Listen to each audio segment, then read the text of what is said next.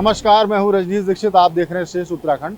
हम बात कर रहे हैं इस समय देहरादून की। देहरादून का एक ज्वलंत मुद्दा बना हुआ है, वो है कि पेड़ों के काटने को लेकर। जी हाँ, जो हमारे बूढ़े पेड़, सैकड़ों साल के पुराने पेड़, उनको विकास के नाम पर बलि चढ़ाया जा रहा है। इसी को लेकर लगातार आंदोलन चल रहा है और देहरादून में पर्यावरणविद हों या जो भी पर्यावरण से प्रेम करते हैं, वो सभी लोग अब सड़कों पर उतर चुके हैं और सरकार को जगाने का काम कर रहे हैं। हम आपको दिखाना चाहेंगे, ये हाथी बड़कला एरिया है, ये सीएम आवास की रोड जाती है। यहाँ पर सड़क है उसका चौड़ीकरण करने को लेकर 200 पेड़ों को चिन्हित किया गया था कि उनको काटा जाएगा। तो उस चिन्हीकरण में आपको दिखाएंगे। देखिए, इस तरीके का जो आप पेड़ देखेंगे, इस पर जो नंबर लिखा हुआ है 160 नंबर आप यहाँ पर देख रहे होंगे। तो ये जो पेड़ है, आप इसी को देख के अंदाज़ा लगाइए कि ये कितना पुराना पेड़ होगा, कितना विशालकाय पेड़ है। तो इसको देख के अंदाज़ा लग रहा है ये पीपल मतलब सैकड़ों साल पुराना पेड़ होगा।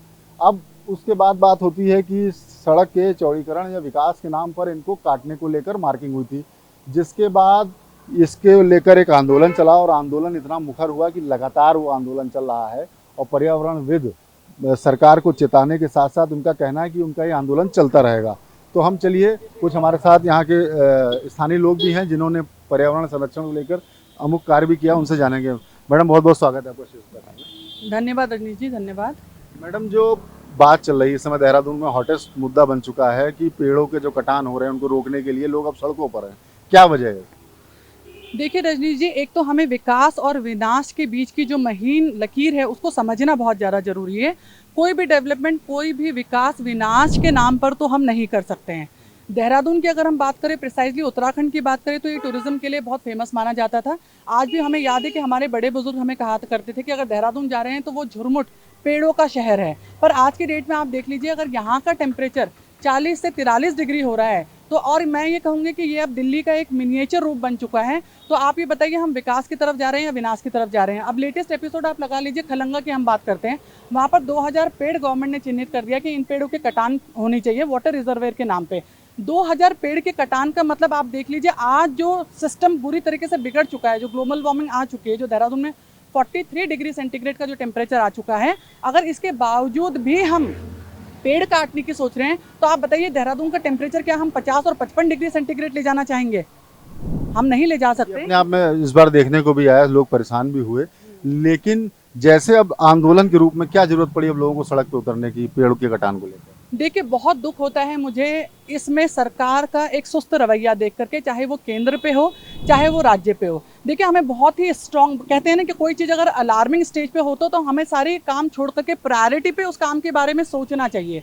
तो आज की डेट पे ग्लोबल वार्मिंग जो है वो एक प्रायोरिटी हमारी इशू बन चुकी है, जिसमें सरकार को ये सोचना चाहिए कि कम से कम इस समय अगर कदम नहीं उठाया तो वो कब कदम उठाएगी। हमारे पास बहुत सारे विकल्प है, बहुत सारे पर्यावरणविद हैं जिनको लेकर के सरकार को अपने साथ में चलना चाहिए। और अगर हम कहीं भी 5 पेड़ काटने की सोचते तो कम से कम 500 पेड़ की प्लांटेशन मैंडेटरी कर देनी चाहिए।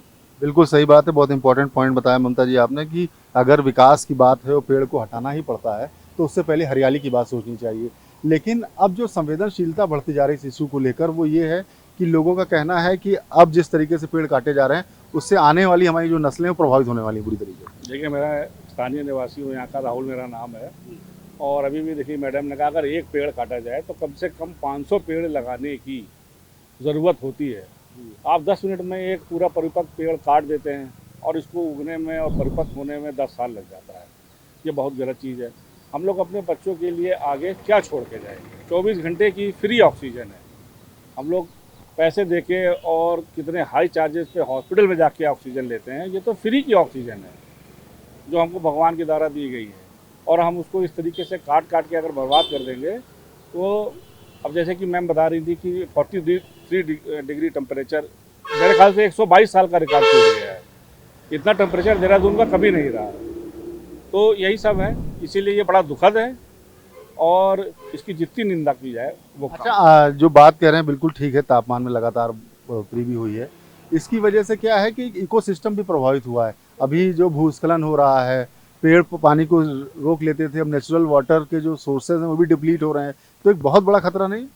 देखिए बहुत बड़ा खतरा है और इसके लिए पर्यावरणविद अपने स्तर पे काम करते हैं। मैं लेटेस्ट आपको सोनम वांगचुक जी के बारे में यहाँ उनको थोड़ा मेंशन करना चाहूँगी कि उन्होंने ग्लेशियर्स के पिघलने की बात को लोगों को समझाने की कोशिश करी, जनमानस तक पहुँचाने की कोशिश करी, लेकिन वहाँ पर भी सरकार का एक सुस्त रवैया देखने को आया। वहाँ एक तो हमें सोनम वांगचुक जी को कहाँ तो सरकार ने एड्रेस करना चाहिए था और उनकी बात को समझना चाहिए था कि ग्लेशियर्स वाकई बुरी तरीके से पिघल रहे हैं, ग्लोबल वार्मिंग का सीधा सीधा कनेक्शन है। इस चीज़ को एड्रेस ना करते हुए 144 धारा वहाँ पर लागू कर दी गई। इसी तरीके से मान लीजिए अगर लोग सड़क पे ना उतरे, आज के कंडीशन इतनी ख़राब हो चुकी है कि जब तक लोग सड़क पे नहीं उतरेंगे सरकार बात को नहीं सुनेगी। अब आप देख लीजिए, अगर हम हरिद्वार कॉरिडोर की बात करते हैं, वहाँ पर भी क्या है, डेवलपमेंट के नाम पे सड़कों का चौड़ीकरण कर दिया गया है। कितने पेड़ कटे हैं आप ये बताइए। और जिस समय ये पेड़ कट रहे थे उसी समय पर्यावरणविदों ने आकर के कहा था, सरकार को तब भी चेताया था कि आप अभी भी चेत जाइए, क्योंकि अभी भी अगर ये पेड़ कटेंगे तो आगे ग्लोबल वार्मिंग निश्चित है। और आज आप देख लीजिए देहरादून में आप सभी के सामने है कि अगर हम यहाँ पर सांस नहीं ले पा रहे हैं इतनी सुंदर जगह पे, जहाँ पर कि उत्तराखंड को लोग टूरिज्म के लिए जानते हैं, हम बेसिकली यहाँ पर लोग ग्रीनरी के लिए आते हैं, ताज़ी हवा के लिए आते हैं। अगर उत्तराखंड का टूरिज्म ग्रीनरी से है और हम ग्रीनरी ही नहीं रहने देंगे तो किस तरीके के विकास की हम बात करें। कुल मिलाकर ये जो आंदोलन है पर्यावरणविदों का, जो सड़कों पे उतरे हुए हैं कि विकास के नाम पर हरियाली ना काटी जाए, तो इसको लेकर ये आंदोलन अभी भी जारी रहने वाला है? जी जी बिल्कुल जारी रहेगा। और देखिए मैं 13 तारीख को जो है हम लोग भी प्लांटेशन की बहुत बड़ी एक मुहिम लेकर के चल रहे हैं। अभी पीछे भी हमारे साथ में बहुत सारे जो पर्यावरणविद हैं उन्होंने जो है यहाँ पर मार्च पास निकाली हुई है। हम सब लोगों को चेता रहे हैं, घर घर जाके हम पौधे बांट रहे हैं। हम लोगों को ये बताना चाहते हैं कि अभी भी समझ जाइए, पेड़ उगाइए, अन्यथा ग्लोबल वार्मिंग तो आपकी आ चुकी है, पूरे देश में आ चुकी है और ये बहुत जल्द ऐसा हो जाएगा कि देहरादून रहने जैसा शहर नहीं रहेगा। उत्तराखंड टूरिज्म के लिए जो फेमस है वो चीज़ नहीं रहेगी उत्तराखंड में। बहुत बहुत धन्यवाद। तो देखा आपने कि ये एक ज्वलंत मुद्दा है और गंभीर मुद्दा भी है। वो इसलिए है कि विकास के नाम पर आखिर कब तक जो है इन पेड़ों की, जो हमारी विरासत है, जो हमारी ज़रूरत है, जो पर्यावरण के लिए सबसे महत्वपूर्ण है, हम लोग उसकी बलि चढ़ाते रहेंगे। तो कहीं ना कहीं सरकार को भी चेतने की आवश्यकता है कि डेवलपमेंट हो लेकिन ग्रीनरी के साथ हो, हमारा इकोलॉजिकल सिस्टम डेवलपमेंट की भेंट ना चढ़ जाए। ये हरियाली जिसके लिए ये दून की घाटी मशहूर है, लोग पर्यटक यहाँ आते हैं दून की घाटी को देखने के लिए, और कहीं ऐसा ना हो कि हम लोग ऐसा डेवलपमेंट बना दें जो हमारी आने वाली पीढ़ियों को बहुत बड़ी समस्या खड़ी हो जाए। तो आपको बताएं कि पर्यावरण के लिए आज सबसे बड़ी चुनौती लगातार पर्यावरण परिवर्तन देखने को मिलता है। स्थिति ये है कि कहीं ना कहीं आज जो उत्तराखंड का तापमान जो है वो 43 डिग्री हो चुका है, जो बढ़ता जा रहा है। तो विकास के नाम पर अंधाधुंध पेड़ों की कटाई, अब वो समय आ चुका है कि पर्यावरणविद सड़कों पर हैं और सड़क पर होने की जो उनकी वजह है वो ये है कि अगर अब नहीं चेते तो कब चेतेंगे। हमारी आने वाली नस्लें वो कहीं ना कहीं इस जो एक सुखद वातावरण, जो एक सुंदर वातावरण है, उससे विमुख ना होने पाए, जिसको लेकर पर्यावरणविद काफ़ी चिंतित हैं और वो लोग लगातार आंदोलन करने की बात भी कह रहे हैं। उनका स्पष्ट रूप से यही कहना है कि सरकार विकास के नाम पर अब हरियाली की भेंट ना ले। तो आपको बताएं कि ये जो विकास, ये जो सड़क है, इसकी बात हो रही थी कि चौड़ीकरण करने को लेकर पेड़ों की कटान की बात। बहरहाल मुख्यमंत्री पुष्कर सिंह धामी ने खुद ट्वीट करके जानकारी दी है कि वो 200 पेड़ों का जो कटान है उसको नहीं होने दिया जाएगा और सड़क उसके अलावा चौड़ीकरण कर लिया जाएगा। लेकिन बात एक सड़क से नहीं रुकने वाली है। आज बात चूँकि हाथी बड़कला एरिया की है, लोग सड़कों पर हैं। खलंगा आपको बताएं वार मेमोरियल में 2000 पेड़ों की बलि चढ़नी थी। वजह ये थी कि वाटर इस सोर्स को बनाने के लिए जो स्थिति थी वो ये थी कि वहाँ पर एक नई परियोजना आ रही थी जिसको लेकर लोगों ने विरोध किया, पर्यावरण ने आंदोलन चलाया, जिसके बाद उस पर रोक लगी। तो आखिर क्यों एक डेवलपमेंट के नाम पर बात की जाती है विकास की और कार्य योजना बनाते समय इन बातों का क्यों ध्यान नहीं रखा जाता है?